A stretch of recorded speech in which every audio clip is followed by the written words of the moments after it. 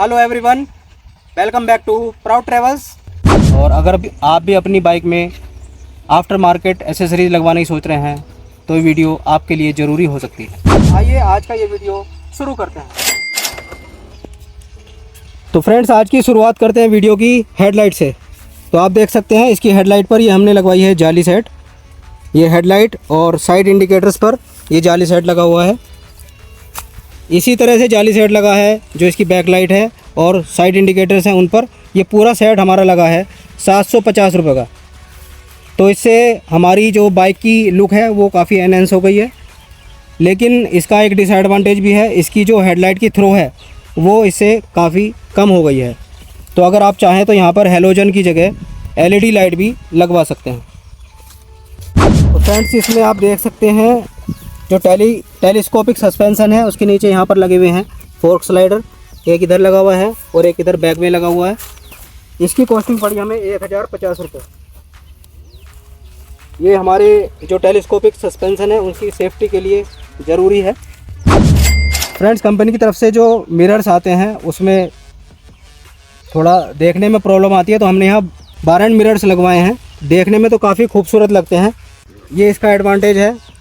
लेकिन जब आप 50-60 से ऊपर की स्पीड पर बाइक को चलाते हैं तो काफ़ी वाइब्रेशन होती है मिरर्स में, ये इसका डिसएडवांटेज है। तो फ्रेंड्स, जब हम बाइक चलाते हैं तो सबसे ज़्यादा सेफ्टी हमें रखनी पड़ती है अपनी लेग्स की, और लेग्स के लिए बाइक में सबसे ज़रूरी है लेग गार्ड। आप देख सकते हैं यहाँ पर हमने ये ब्लैक कलर का लेग गार्ड लगवाया है। इसकी कॉस्टिंग हमें पड़ी है 1450, 1450 रुपये। आप देख सकते हैं यहाँ पर ऑयल फिल्टर कैप लगी हुई है।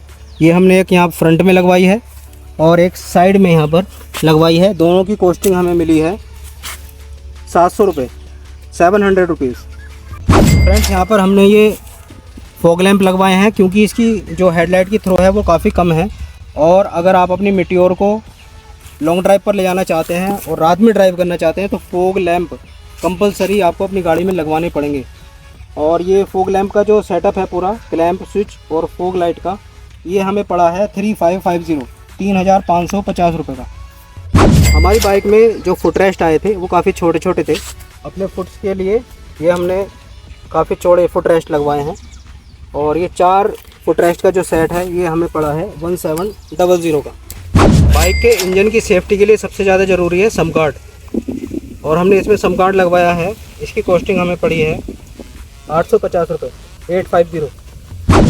साइड स्टैंड को प्रोटेक्ट करने के लिए, बाइक को प्रोटेक्ट करने के लिए यहाँ पर लगाया जाता है स्टैंड जैकेट, जिसे हम देसी भाषा में स्टैंड चप्पल भी बोल देते हैं। इसकी कॉस्टिंग पड़ी है हमें 550 रुपये, 550 रुपीज़। बाइक के टैंक की सेफ्टी के लिए हमने यहाँ पर लगवाया है थाई पैड, आप देख सकते हैं। तो इससे ग्रिप भी अच्छी रहती है जब हम बैठते हैं। इसकी कॉस्टिंग हमें पड़ी है 850, 850 रुपये। जो थाई पैड हमने लगवाए हैं इसकी क्वालिटी से भी मैं सेटिस्फाइड नहीं हूँ, क्योंकि आप देख सकते हैं ये थाई पैड यहाँ से छूट रहे हैं। तो आराम से कोई भी इनको छुटा सकता है, वैसे भी इसका फ़ायदा क्या है। तो इसकी जो ग्लू है वो काफ़ी हल्की है। जो कंपनी से बाइक में थाई गार्ड लगे हुए आते हैं उनकी जो स्टिक होती है वो काफ़ी बढ़िया होती है, लेकिन इसकी स्टिक उतनी बढ़िया नहीं लगी मुझे। हज़ार्ड लाइट का एडवांटेज ये है कि जब आप रात में गाड़ी चलाते हैं तो बड़ा प्रीमियम लुक आता है, बहुत बेहतरीन लुक आता है, ठीक है। लेकिन एक इसका डिसएडवांटेज भी है जो मुझे अपनी गाड़ी में लगा। मुझे नहीं पता इन्होंने सेटिंग सही से करी है या नहीं करी है। तो जब मैं 2-4 बार साइड इंडिकेटर्स देता हूँ तो ऑटोमेटिक ये ऑन हो जाता है और उसके बाद फिर बंद भी नहीं होता। तो उसके बाद बंद करने के लिए या तो मेरे को फिर गाड़ी ही, बाइक को ही बंद करना पड़ता है, पावर ऑफ करना पड़ता है, इग्निशन को ऑफ़ करना पड़ता है, तब ये सिमटैक का जो हज़ार्ड है तब बंद होता है। अब मैं बात करने जा रहा हूँ उन 2 एसेसरीज़ की जिनकी हमें सबसे ज़्यादा ज़रूरत पड़ी इस बाइक में। एक है इसका बैक रेस्ट और दूसरा है टॉप रैक। तो आप देख सकते हैं टॉप रैक हमने लगवाई है, काफ़ी इसका प्रीमियम लुक लगता है। और इसकी कॉस्टिंग हमें पड़ी है 1450, 1450 रुपये। तो अगर आप लॉन्ग राइड पर जा रहे हैं तो अपने लगेज को कैरी करने के लिए ये टॉप रैक बहुत ज़रूरी है। यहाँ पर आप टॉप बॉक्स भी लगा सकते हैं और अपना लगेज भी कैरी कर सकते हैं। जब आप मीटियोर परचेज़ करते हैं तो इसमें साड़ी गार्ड एक साइड में दिया है, तो दूसरे साइड की प्रोटेक्शन के लिए भी अगर कोई लेडीज़ वगैरह आपके साथ पिलियन उसमें जा रही है तो आपको ज़रूरत पड़ सकती है। तो मैंने दूसरी साइड में भी यहाँ साड़ी गार्ड लगवाया है। इसकी कॉस्टिंग मुझे पड़ी है 1250 1250 रुपये। क्वालिटी तो कोई ज़्यादा बढ़िया नहीं है, लेकिन सेफ्टी के अकॉर्डिंग ठीक है। तो लुक को एनहेंस करने के लिए हमने लगवाए हैं इसमें मेटल इंडिकेटर्स। इसका पूरा सेट हमें पड़ा है 550 रुपये का, 550 रुपीज़। अब मैं बात करने जाऊंगा नंबर प्लेट फ्रेम की। तो मेरी आपसे ये एडवाइस रहेगी कि नंबर प्लेट फ्रेम आप अपनी एजेंसी से ही लगवाएं, जहाँ से अपनी बाइक ली है, जहाँ पर आप नंबर प्लेट को लगवाएंगे वहाँ से ही फ्रेम लें। क्योंकि ये नंबर प्लेट फ्रेम मैंने करोल बाग से परचेज़ किए थे 200 रुपीज़ के, फ्रंट और बैक के।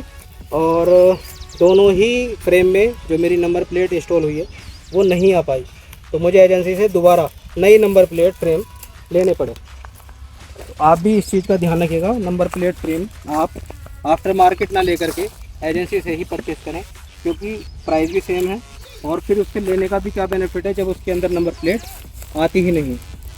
आप देख सकते हैं बाइक के अंदर हमने 4-5 जगह स्टिकर्स लगवाए थे करोल बाग में। तो कुछ हमें ये हमारी गलती रही, मिस्टेक रही कि हमने उसका प्राइस पहले कंफर्म नहीं किया। तो जब वो बन कर के आ गए स्टिकर्स तो उन्होंने हमें कॉस्टिंग बताई 150 रुपीज़ पर स्टिकर। तो आप लगा लीजिए अगर 10 स्टिकर आपने बनवाए हैं तो 1500 रुपये आपके स्टिकर के हो गए। जबकि मैं मानता हूँ कि अगर आप अपने टाउन में या शहर में अगर बनवाएंगे तो मुश्किल से 40-50 रुपये में एक स्टिकर बन जाता है, क्योंकि छोटा स्टिकर है, कोई ज़्यादा बड़ा स्टिकर तो ये है नहीं। और दूसरा इशू मेरे साथ ये आया कि क्योंकि हम दिल्ली एनसीआर से काफ़ी दूर रहते हैं, तो जब हम गाड़ी लेकर के गए हमको लेमिनेशन भी करानी थी, इतनी जानकारी भी नहीं थी, तो हमने उनको बोल दिया कि इसकी लेमिनेशन करा दीजिए। तो उन्होंने इसका प्राइस हमको बताया नहीं, हमें ऐसा आइडिया भी नहीं था। तो मैं आपसे कहना चाहूँगा कि सबसे ज़्यादा जो बेवकूफ़ बनाया जाता है वो लेमिनेशन के ऊपर ही बनाया जाता है। तो जब भी आप लेमिनेशन कराएं तो ठीक से 2-4 जगह ट्राई कर लें। और लेमिनेशन भी कई तरह की आती है, नॉर्मल लेमिनेशन आती है, पीपीएफ आती है, कई तरह की लेमिनेशन मार्केट में है, तो प्राइस भी वेरी कर सकते हैं। तो एक बार लेमिनेशन कराने से पहले जो प्राइस है वो एक बार आप बार्गेन ज़रूर कर लें, 2-4 जगह ट्राई कर लें तो ज़्यादा बेहतर रहेगा। जब हम लॉन्ग ड्राइव पर जाते हैं तो हमें ज़रूरत पड़ती है नेविगेशन की, और नेविगेशन में लगाने के लिए हमें ज़रूरत पड़ती है एक मोबाइल होल्डर की। तो यहाँ पर हमने बोबो कंपनी का मोबाइल होल्डर लगाया है। फ्रेंड्स, इस वीडियो के एंड में अब मैं आपको वो चीज़ बताने जा रहा हूँ कि हमें किन किन चीज़ों का यहाँ पर एसेसरीज लगवाते हुए ध्यान रखना चाहिए। क्योंकि मैं एक छोटे से टाउन में रहता हूँ और करोल बाग मैं रोज़ नहीं जा सकता, तो इसलिए मैंने 15-16 एसेसरीज़ इसमें एक साथ ही लगवा ली। मुझे इतना आइडिया भी नहीं था एसेसरीज़ का, और मैं रोज़ वहाँ जा भी नहीं सकता। तो अगर आप किसी मेट्रो सिटी में रहते हैं जहाँ पर आप एसेसरीज लगवाना चाहते हैं, तो एसेसरीज आप 1 या 2 करके एक बार में लगवाइए, सारी एसेसरीज़ को एक बार इंस्टॉल न कराइए।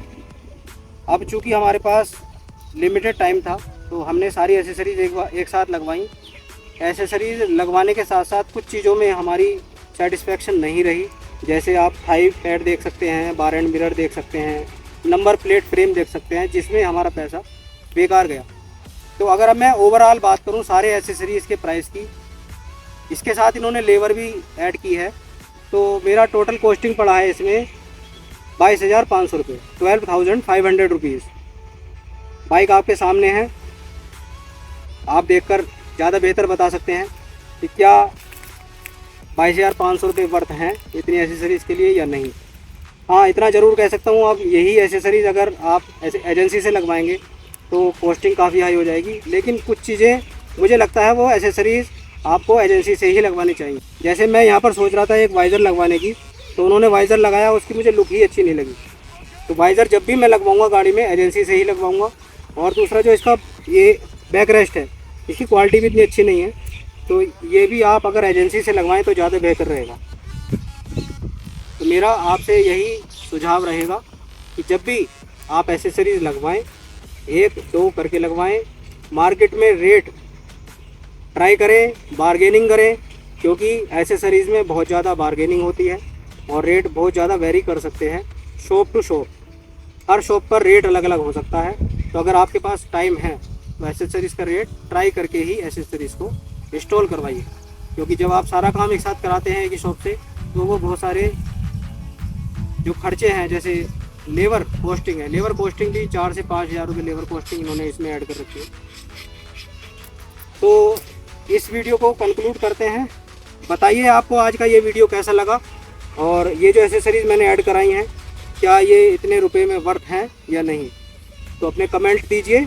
जल्दी ही मिलेंगे एक और वीडियो में, तब तक के लिए नमस्कार।